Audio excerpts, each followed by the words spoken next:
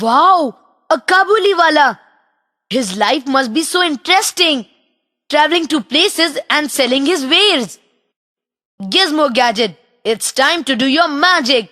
Bring me the Kabuliwala from the comic. What would you like to buy, young sir? A toy sword or perhaps a magic lamp? Cool. But first tell me, what is your name? Excuse my rudeness. I forgot to introduce myself. I am Nasir, bearer of exotic wares. So what else do you have? I have food items like dry fruits, beautiful jewelry, jasmine perfume. Food. I'm so hungry. I can let you try some wonderful dates for free. Thanks. I'm sure they will be delicious. You know, you would get to eat very tasty things if you were a trader in ancient India. Really? Tell me, what was it like to be a trader in ancient India? There would be a lot of interesting wares to sell. Did you know South India was known for its spices and precious stones? Really? Yes, so much so that foreign countries wanted to trade with India. So which countries did India trade with? India traded with places like Egypt and Rome. Rome? That's where the Colosseum is. Gladiators used to fight there all the time. Rome was very important to India. They used to import black gold from us. Since when did gold become black? Mom doesn't have any black gold. Sure, she does. Take me to your kitchen. This is black gold.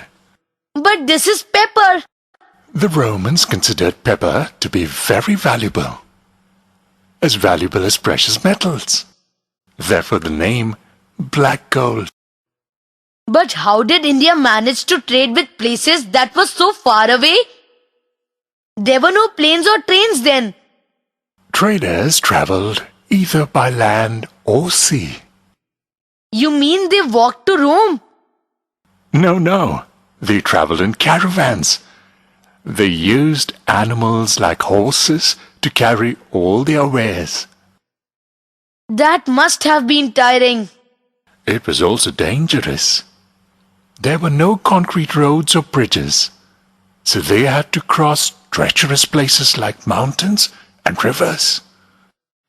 So did they use ships when they traveled by sea? You're absolutely right. Traders explored a lot of sea routes while traveling. Sea routes? Sea routes are paths that ships follow to go from one port to another. This allows ships to travel to different countries. What has that got to do with trade?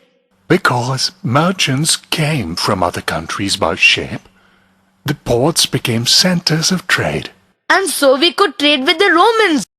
In South India, the ports of Kaveripattanam, Barigaza and Arikamedu were some of the important centers of trading. I'm sure Kaveripattanam got its name from the river Kaveri. It did. Kaveripattanam was also known as Puhar. There are poems about it being a famous trading center. Do you have a poem? There is a Sangam poem that describes goods brought to Puhar.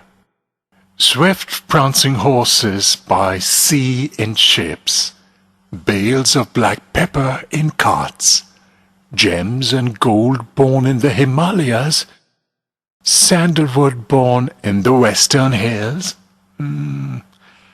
That's all I remember. I would love to travel by sea and go to Rome.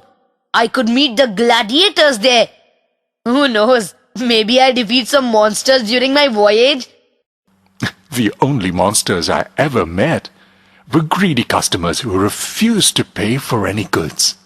But if you were sailing back to India from places like East Africa or Arabia, it would be wise for you to sail with the southwest monsoon wind. Why is that? The monsoon winds were used to cross the sea quickly, but the ship you travel in would have to be very, very sturdy. After all that you have told me, it seems India was a very important country in those early days. Yes. One can find Indian influences in Roman works of silver and ivory, and even in Egyptian cloth. In fact, many Roman coins have been found in South India. I wish I could be a trader like you. I think I can. Thanks for telling me all about trade in ancient India. I have something important to do now. All right. Bye-bye. I'm going to trade all of Jaideep's computer games for some cool Asterix comics.